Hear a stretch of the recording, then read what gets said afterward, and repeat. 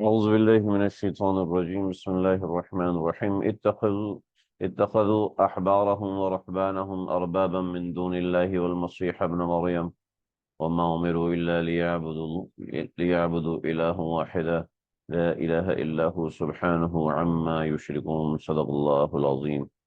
بہت اہم آیت ہے اور بہت سمجھنے کی چیزیں ہیں اس آیت مبارکہ کے اندر۔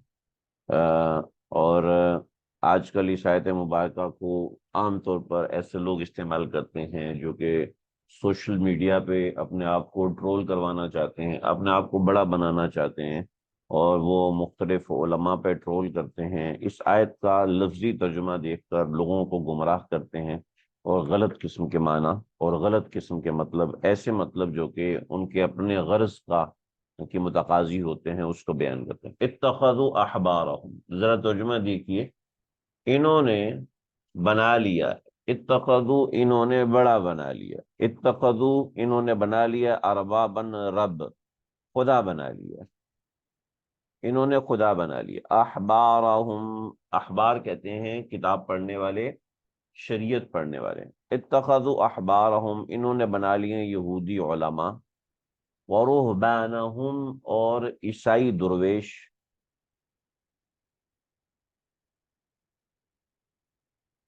عیسائی درویش اور اربابن خدا، من دون اللہ، اللہ کے علاوہ۔ یہ پانچویں وجہ ہے کہ غلط پیشوا چننا۔ والمسیح ابن مریم، اور مسیح ابن مریم کو بھی خدا بنا لیا ہے۔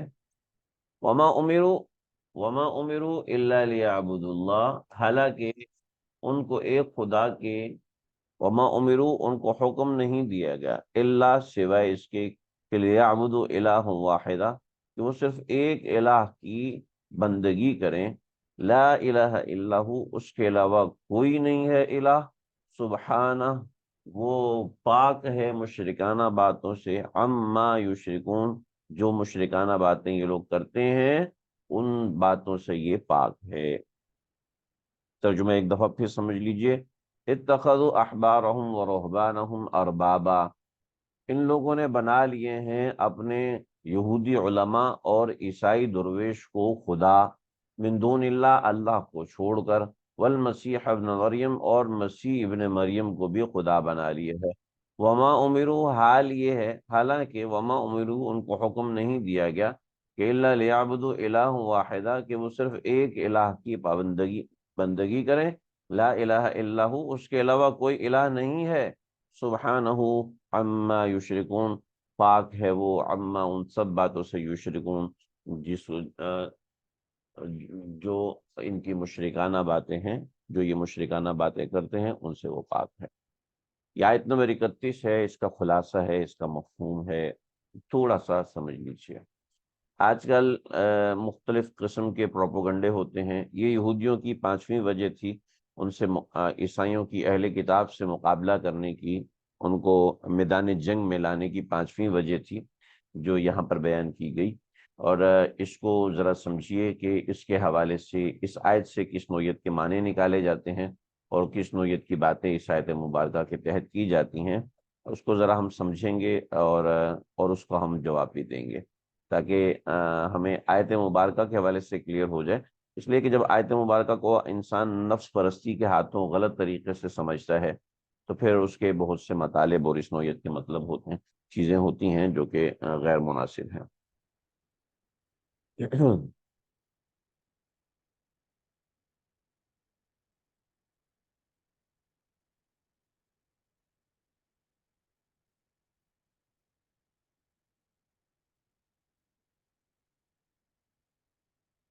دیکھیے جی، اتخذوا احبارہم ورہبانہم اربابا من دون اللہ، یہ دیکھو مولوی اور پیر، انہوں نے مولویوں پیروں کو خدا بنایا ہوا ہے، یہ انہیں کی بات مانتے ہیں، جیسے عیسائیوں نے حضرت مسیح کو بنایا تھا، ٹھیک ہے۔ تو دیکھیے اللہ رب العزت نے اس آیت کے اندر ہی بات واضح کر دی، لیکن کیا ہے، انہوں نے مولویوں کو خدا بنایا ہوا ہے، انہوں نے پیروں کو خدا بنایا ہوا ہے، اور اللہ کو چھوڑ کر مولویوں کے پیچھے لگے ہوئے ہیں، اللہ کو چھوڑ کر امام ابو حنیفہ کے پیچھے لگے ہوئے ہیں، اللہ کو چھوڑ کر امام شافعی کے پیچھے لگے ہوئے ہیں، اللہ کو چھوڑ کر شیخ عبد القادر جیلانی کے پیچھے لگے ہوئے ہیں، اللہ کو چھوڑ کر مولویوں کے پیچھے لگے ہوئے ہیں۔ اور مولویوں نے کیا کیا؟ مولویوں نے فرقہ پرستی کر دی، مولویوں نے فرقہ بازی کر دی، مولویوں نے یہ کر دیا وہ کر دیا۔ جب آپ کی بنیاد جب آپ کی بنیاد ہی بغض اور اناد کے اوپر ہوگی تو ظاہری بات ہے آپ سے اسی نوعیت کے لوگ متاثر ہوں گے جن کے دل میں بغض اور اناد ہے، اور کچھ سادے لوگ بھی اس کے اندر متاثر ہوتے ہیں، اس لیے کہ فتنے اسی طریقے سے بڑھتے ہیں، فتنے اسی طریقے سے پھیلتے ہیں۔ چنانچہ اس آیت مبارکہ کو امت محمدیہ کے خلاف بھی پیش کیا جاتا ہے کہ انہوں نے علماء کو بڑا بنا دیا، انہوں نے علماء کی باتیں ماننا شروع کر دی، یہ مسئلے علماء سے پوچھتے ہیں، یہ مسئلے ان لوگوں سے پوچھتے ہیں، اور علماء نے اپنے آپ کو پکا کر لیا کہ ہم ہی سے پوچھو، ہمارے علاوہ کسی سے مت پوچھو۔ چنانچہ جس طریقے سے بنی اسرائیل میں یہ جڑ علماء تھے، ایسے امت محمدیہ میں بھی جڑ علماء ہے، لہٰذا ان کے پاس مت جاؤ جی، پھر کس کے پاس؟ ہمارے پاس آؤ جی، ہم جاہل ہیں، ہمارے پاس آئیے۔ اللہ نے جاہلوں کے پاس جانے کو منع نہیں کیا، علماء کے پاس جانے کو منع کیا۔ یہ دیکھ لو، اتخذوا احبارهم ورهبانهم اربابا من دون اللہ، ان کے علماء اور ان کے جو پیر ہیں انہوں نے ان کو بڑا بنا لیا۔ بات تو صاف ترجمے میں لکھی ہے، لہٰذا کوئی بھی گندی زبان استعمال کرنے والا اس پہ ناقدانہ بات کرے گا تو ظاہر بات ہے، میں نے تو بہت نرم بات کی ہے، تو وہ یہاں پر مولویوں کو طرح طرح کی باتیں کہتے ہیں، پھر مولویوں کے کارنامے سناتے ہیں، وہ کارنامے جو کہ بدنام ہیں، اور وہ کارنامے جو کہ ظاہر بات ہے قابل قبول نہیں ہیں، اور کسی بھی قوم کے اندر کمیاں خرابیاں ہوتی ہیں، ایسا نہیں ہے کہ سارے ہی اس کے اندر اس قوم میں فرشتے ہوتے ہیں، سیاستدانوں میں بہت سے کرپٹ بھی ہیں، سیاستدانوں میں بہت سے اچھے بھی ہیں، تو اس کا مطلب ساری سیاست ہی گندی ہے، ساری سیاست ہی گند پہ مبنی ہے، ایسا تو نہیں ہوتا۔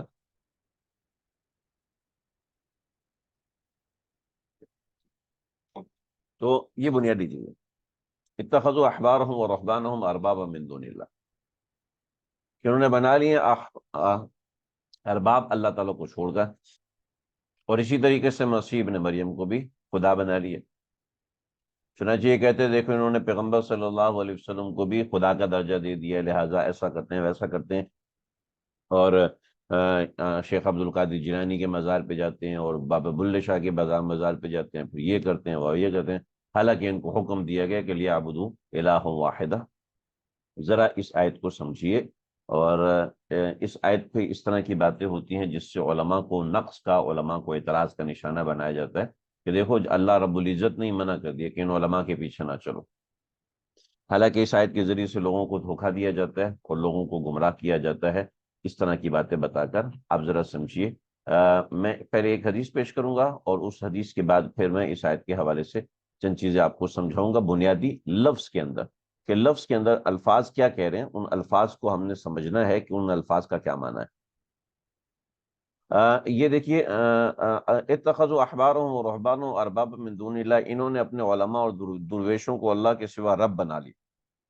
دیکھیے یہاں پر ایک بنیادی لفظ ہے رب بنا لیا۔ احبار، حبر کی جمع ہے، حبر عالم اور دینی کتابیں پڑھنے والے کو کہتے ہیں، رہبان راہب کی جمع ہے، اور گرجوں میں رہنے والے تارک الدنیا عیسائی، جیسے کہ مسلمانوں میں خانقاہیں پیر اور درویش رب قرار دینے سے یہ مراد ہے کہ وہ اللہ کی نافرمانی کرتے ہیں، علماء فقراء کے احکام کو مانتے۔ ترمذی نے صحیح میں اور بغوی نے حضرت عدی بن حاتم کا بیان کیا کہ حضرت عدی بن حاتم نے فرمایا کہ میں رسول اللہ صلی اللہ علیہ وسلم کی خدمت میں حاضر ہوا تو میرے گلے میں سونے کی چین، سونے کی سلیب پڑی ہوئی تھی۔ حضور صلی اللہ علیہ وسلم نے فرمایا عدی، اس بت کو اپنی گردن سے نکال کے پھینک دے۔ میں نے اتار دی، پھر رسول اللہ صلی اللہ علیہ وسلم کی خدمت میں پہنچا تو آپ اتخذوا احبارهم ورهبانهم اربابا من دون اللہ پڑھ رہے تھے، پڑھ چکے، تو میں نے عرض کیا کہ ہم تو علماء اور احبار کی پوجا نہیں کرتے۔ فرمایا کیا ایسی بات نہ تھی کہ اللہ کی حلال کی ہوئی چیز کو جب علماء اور احبار حرام قرار دیتے تو تم بھی حرام سمجھتے، اور اللہ کی حرام کی ہوئی چیز کو جب وہ حلال قرار دیتے تو تم بھی اس کو حلال سمجھ لیتے تھے؟ میں نے عرض کیا کہ ایسا تو ضرور ہوتا تھا۔ فرمایا کہ یہی ان کی عبادت تھی۔ حضرت عبداللہ بن مبارک کا مقولہ ہے کہ دین کو بدل دینے والے بادشاہ ہوتے ہیں، علماء ہوتے ہیں، اور مشائخ ہوتے ہیں۔ یہ بات اور ہماری پکی ہوگی۔ اب ذرا آیت مبارکہ کو سمجھیے کہ آیت مبارکہ کے اندر کیا معنی ہے، اس کی بنیاد سمجھیے۔ نبی علیہ الصلوۃ والسلام کے پاس آنا آنے کا کیا مطلب تھا؟ آپ ذرا سمجھیے، نبی علیہ الصلوۃ والسلام کے پاس آنے کا کیا مطلب تھا؟ آپ علیہ الصلوۃ والسلام کے پاس آنے کا مطلب یہ تھا کہ عالم اور پیشوا کے پاس آنا۔ تو اس سے تو سمجھ میں آ رہا ہے کہ پیشوا ہونا ضروری ہے۔ یہ قرآن مجید جس شخص پہ نازل ہوا کہ وہ انسان تھا، یہ خدا تھا؟ انسان تھا۔ جب وہ شخص انسان تھا تو اس سے سمجھ میں واضح آ گیا کہ انسان ہی پیشوا ہو سکتا ہے۔ اور انسان کو جب اللہ نے پیشوا بنایا تو اس کو علم دے کے پیشوا بنایا۔ اس کو پیشوا کا مطلب ہے لیڈر۔ جب اس کو رہنما اور لیڈر بنایا تو اس کو علم دے کے بنایا۔ تو صاحب علم ہی پیشوا ہو سکتا ہے، علم صاحب علم کے علاوہ پیشوا نہیں ہو سکتا۔ یہ دوسری بنیادی بات ہوگی۔ چنانچہ اس سے کوئی مفر ہو نہیں سکتا کہ آپ کو گائیڈ لائن لینی ہے تو کسی دین کے ماہر سے لینی ہوگی۔ اگر آپ اس کے علاوہ کسی سے گائیڈ لائن لینے کی کوشش کریں گے تو یہ آپ کے لیے ہمیشہ کے لیے نقصان کا باعث ہے، آپ کے لیے تکلیف کا باعث ہے۔ یہ بنیادی بات سمجھ لیں۔ جب یہ بنیادی بات آپ نے سمجھ لی ہے تو عقلی بنیاد کو دیکھ لیجئے۔ آپ دنیاوی اعتبار سے بیمار ہوتے ہیں تو آپ ڈاکٹر کے پاس جاتے ہیں یا موچی سے دوائی لے لیتے ہیں؟ ڈاکٹر کے پاس جاتے ہیں۔ تو جو جس چیز میں ماہر ہے اس سے اس چیز کی رہنمائی لینا، یہ عقل کا تقاضا بھی ہے، فہم کا تقاضا بھی ہے، انسان کی بنیادی سوچ کا تقاضا بھی ہے کہ انسان ان چیزوں سے رہنمائی لے جو اس چیز کا ماہر ہے۔ ٹھیک ہے، جو اس چیز کا ماہر ہے۔ اس کے اندر پھر دو باتیں، وہ جو ماہر ہے وہ اپنے دین کے اندر صحیح ہونا چاہیے، یعنی وہ پابند ہونا چاہیے۔ کیا طرح اس کو، وہ پابند ہونا چاہیے۔ اگر وہ پابند نہیں ہوگا، یہ رہی، اگر وہ پابند نہیں ہوگا تو وہ آزاد ہوگا۔ ایسے شخص کی پیروی کرنا جائز نہیں، غلط ہے۔ جو پابند شریعت نہیں، یعنی اپنی کتاب کا پابند نہیں۔ چنانچہ جو روایت میں سمجھ میں آیا ہے کہ جب وہ کسی چیز کو حلال قرار دیتے حالانکہ اس کا حرام ہونا واضح ہے، جب وہ کسی چیز کو حرام قرار دیتے، جیسے کہ حلال حرام حلال قرار دیتے جبکہ اس کا حرام ہونا واضح ہے، تو سب کہتے ہیں ہاں ہاں بالکل ٹھیک ہے، ہاں بالکل ٹھیک ہے، یہ جو کہہ رہے ہیں بالکل صحیح کہہ رہے ہیں، حالانکہ اس کا حرام ہونا واضح ہے۔ حلال کو حرام قرار دیتے، یہ کہتے ہیں ہاں بالکل ٹھیک ہے، اور حرام کو حلال قرار دیتے، کہتے ہیں بالکل ٹھیک ہے۔ اس کو آپ سمجھیے، ہمارے ملک کے اندر الحمدللہ علماء نے جتنی قربانیاں دی ہیں اور جتنی کوششیں کی ہیں ہمارے ملک کے اندر، الحمدللہ ایسی کوئی مثال نہیں ملتی۔ ہوتے ہیں لوگ لیکن وہ مثالیں دبی ہوئی ہوتی ہیں، نہ ان مثالوں کو بیان کرنے کی ضرورت ہے، نہ کچھ ایسی چیز ہے۔ لیکن ان کے ہاں یہ ہوتا تھا کہ اس جرم کی سزا رجم ہے۔ وہ کہتے تھے کہ یہ تورات میں جہاں رجم لکھا اس پہ ہاتھ رکھ کے کہہ دیتے تھے دیکھو یہاں پر رجم کی سزا مل نہیں رہی۔ لہذا روایتوں میں آیا آپ صلی اللہ علیہ وسلم کے سامنے تورات لے کر آئے، اور جب یہودی تورات لے کر آئے تو انہوں نے اس جگہ کو پڑھا جہاں پر رجم کا لکھا تھا، تو اس جگہ پہ انگلی رکھ دی اور کہا کہ دیکھیں یہاں پر رجم کا حکم ہے ہی نہیں۔ تو حضرت عبداللہ بن سلام رضی اللہ عنہ آگے بڑھے اور چھپے ہوئے تھے، آگے بڑھے کہنے لگے یا رسول اللہ یہ لوگوں نے دجل کیا ہے، جھوٹ بولا ہے۔ پھر وہاں سے ہاتھ ہٹایا اور کہا کہ دیکھیں یہ لکھا ہوا ہے یہاں پر رجم کا۔ اب وہ جانتے تھے کہ قرآن میں رجم کا حکم لکھا ہوا ہے، وہ جانتے تھے تورات میں رجم کا حکم لکھا ہے، لیکن ان کے مولوی کو انہوں نے کہہ دیا بھی آپ یہ نہیں بتانا، لہذا معاملہ ختم، لہذا معاملہ اس طریقے سے، لہذا معاملہ اس طریقے سے۔ وہ اپنے لحاظ سے مسائل کو بدل دیتے تھے اور وہ معاملہ ان کے اپنے اس میں تھا۔ قربانی کے حوالے سے ہم حج میں تھے، قربانی کے حوالے سے ہمارے جو منتظم تھے انہوں نے مجھے 11-12 بجے بلایا اور کہنے لگے کہ فیصل بھائی جو لوگ رمی کر چکے ہیں وہ لوگ تنگ بیٹھے ہیں اور غصے ہو رہے ہیں، ہماری ریپوٹیشن خراب ہو رہی ہے، وہ طرح طرح کی باتیں کر رہے ہیں، ہماری قربانی ڈیسائیڈڈ ہے شام 4 بجے ہوگی کیونکہ اتنے لوگ رمی سے رہ گئے، رش بہت زیادہ ہے، تو کیا کہتے ہیں ان سب کی قربانی کر دی جائے؟ تو میں نے کہا بھائی آپ سوال کیسا پوچھ رہے ہیں؟ 2006 سے آپ حج پہ، 3 سے آپ حج پہ آ رہے ہیں اور آپ اتنا الٹا سوال مجھ سے کر رہے ہیں، یہ تو غلط ہے۔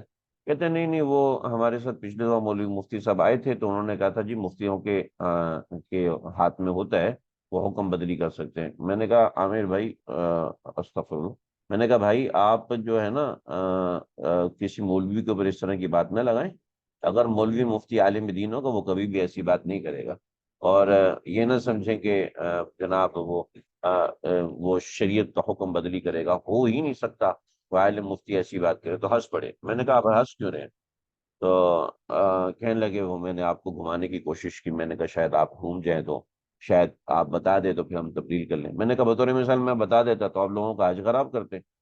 تو کہنے لگا وہ تو ہم نہیں کرتے، لیکن بات آئیں آئیں بائیں شائیں ہونے لگی۔ تو اب یہ ہے کہ کروڑوں کا بزنس ہے، لاکھوں کا بزنس ہے، جناب مفتی صاحب کو کچھ پیسے ویسے کھلاؤ اور حلال کروا لو، ایسا ہمارے ملک میں الحمدللہ ممکن نہیں۔ الحمدللہ آج جو جس طرح علماء دین اسلام کو لے کے کھڑے ہوئے ہیں، آپ سری حرام چیز کو حلال نہیں کروا سکتے، چاہے آپ کچھ بھی کر لیں، چاہے آپ کتنی جان مار دیں۔ اگر کوئی آپ کو زبانی بتائے گا تو زبانی بتائے گا جو گنجائش نکل سکتی ہے، لیکن کبھی بھی وہ آپ کو وہ چیز لکھ کے نہیں دے گا کہ اس گنجائش سے لوگ غلط فائدہ اٹھاتے ہیں۔ یہ اتنی باریکیاں ہیں، اتنے واقعات ہیں، میں کتنا سناؤں گا۔ تو الحمدللہ ہمارے اس زمانے میں ایسا نہیں ہے، الحمدللہ ابھی تک ایسا نہیں ہے۔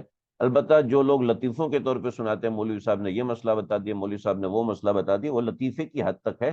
حقیقت میں ایسا نہیں ہے کہ کوئی عالم مفتی کسی مسئلے کو تبدیل کرے گا، ایسا ہو نہیں سکتا ہے۔ البتہ کہیں ہوا ہوگا تو کچے ایمان کے لوگ ہیں، مگر ایسے لوگ لوگوں کے پیشوا بننے کے قابل نہیں ہوتے، اور نہ ہی لوگ ان کو بناتے ہیں۔ ایسے نہیں کہ آج کل کے لوگ بے وقوف ہیں اور ایسے لوگوں کو بنا لیتے ہیں۔ البتہ جو گمراہ کن مزاج کے لوگ ہوتے ہیں، جیسے کہ ہم نے دیکھا کہ جناب وہ ظاہری قسم کے عالم ہیں، ظاہری قسم کے، ایسا نہیں ہے کہ وہ حقیقت میں علماء ہے، ظاہری قسم کے عالم ہیں وہ اس طریقے سے کہ لوگوں میں مشہور ہوگی کہ یہ عالم ہے، ورنہ وہ کس مدرسے کے فاضل ہیں اور کہاں سے پڑے ہوئے ہیں، کوئی بھی اس کی ذمہ داری اٹھانے کو تیار نہیں۔ لوگ ان کو سجدے کریں، سر عام سوشل میڈیا کے اوپر سجدے کر رہے ہیں، اور جناب انہوں نے اپنا پلیٹ فارم بنایا ہوا ہے، ٹھیک ہے جی۔ تو اب جب ان سے آپ پوچھیں کہ سجدہ کرنا جائز ہے، کہیں گے وہ بھی کہ حرام ہے، لیکن اپنا عمل چونکہ اپنی وہاں پہ پیری موری دی جاتی ہے تو اس وجہ سے بول دیں گے، مگر مسئلہ وہ بھی تبدیل نہیں کریں گے، یہ ذہن میں رکھیے گا۔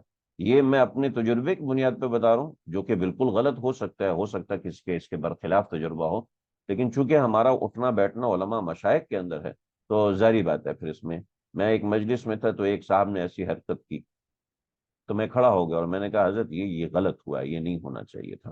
انہوں نے کہا ہاں ہاں بھائی آئندہ آپ احتیاط کرنا، لیکن جس طریقے سے میں زجر چاہ رہا تھا ویسے نہیں ہوا، لیکن میں نے اپنی رائے ان کے سامنے رکھی۔ تو اتخذوا احبارهم ورهبانهم اربابا من دون اللہ والمسیح ابن مریم، تو ان کے ہاں اس طرح ہوتا تھا کہ مسائل کو تبدیل کیا جاتا تھا، مسائل کو تبدیل کیا جاتا تھا۔ اچھا یہ بات میں نے کلیئر کر دی، لیکن یہاں پر آپ آیت کو سمجھیں۔ اتخذوا بنایا ہے انہوں نے، احبارہم اور رحبانہم، اپنے علماء کو، اور رحبانہم اور اپنے درویشوں کو، اربابن، دیکھیے ایک لفظ ہے رب اور ایک لفظ ہے الہ، ایک لفظ ہے رب اور ایک ہے الہ، یعنی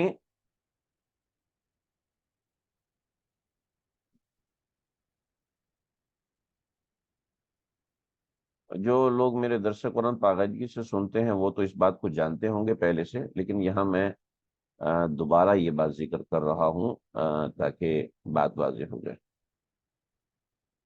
دیکھیے ایک ہے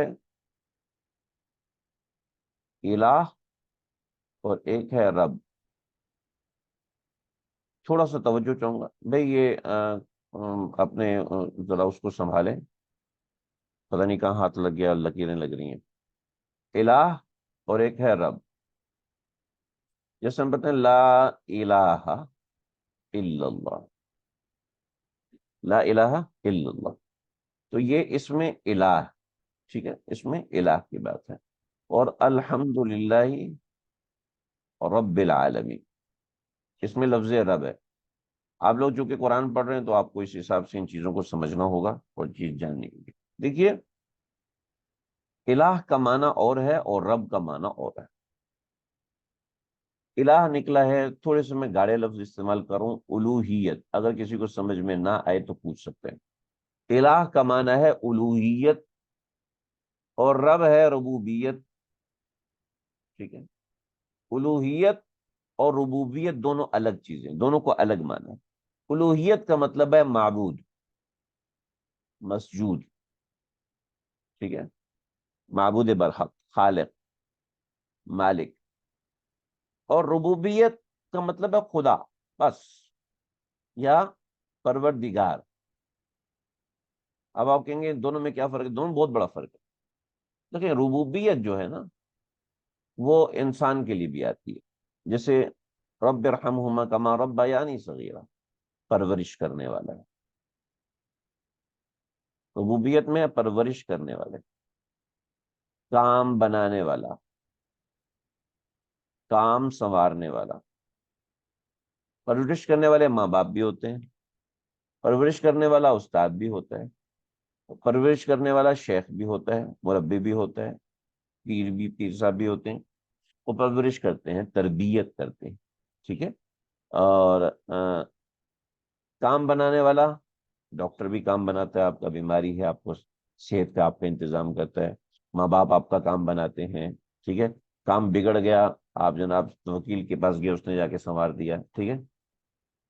تو تربیت، ربوبیت میں تربیت کا عنصر شامل، اور الوہیت میں معبود ہونا. معبود کوئی دوسرا ہو نہیں سکتا، ماں باپ ہو نہیں سکتے، مسجود کوئی دوسرا ہو نہیں سکتا، ٹھیک ہے. تو خالق کوئی دوسرا ہو نہیں سکتا، مالک کوئی دوسرا ہو نہیں سکتا. یہ صرف مالک کو چھوڑ دیں، لفظ مالک کو چھوڑ دیں، معبود، مسجود اور خالق. تو یہ ایسی صفات ہیں جو کہ الوہیت کے اندر ہی ہو سکتی ہیں، اس کے علاوہ نہیں ہو سکتی، ٹھیک ہے. لیکن ربوبیت کے اندر تربیت ہے، تربیت کی صفت ماں باپ میں بھی ہے، تربیت کی صفت استاد میں بھی ہے، تربیت کی صفت شیخ اور مربی میں بھی ہے. سمجھے کام بنانا، کام بنانے کا مفہوم بہت بڑا ہے. شادی نہیں ہو رہی تھی، اس کے ذریعے سے کام بن گیا، شادی ہو گئی. یار اس نے رشتہ کروا دیا، ٹھیک ہے، اس نے تعویذ دے دیا جس سے رشتہ ہو گیا. تھوڑا سا آگے بڑھ، بیماری تھی اس نے دوائی دے دی، ٹھیک ہو گئی، تو یہ ڈاکٹر ہے. اس نے دم کیا تو ٹھیک ہو گیا، یہ پیر صاحب ہے، ٹھیک ہے.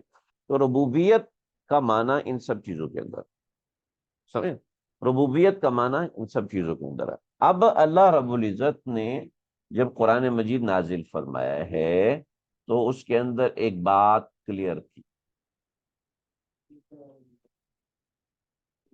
کہ جیسے معبود حقیقی اللہ ہیں، ایسے رب حقیقی بھی اللہ ہے. انہوں نے کیا کیا؟ انہوں نے جو رب ہے اور الہ،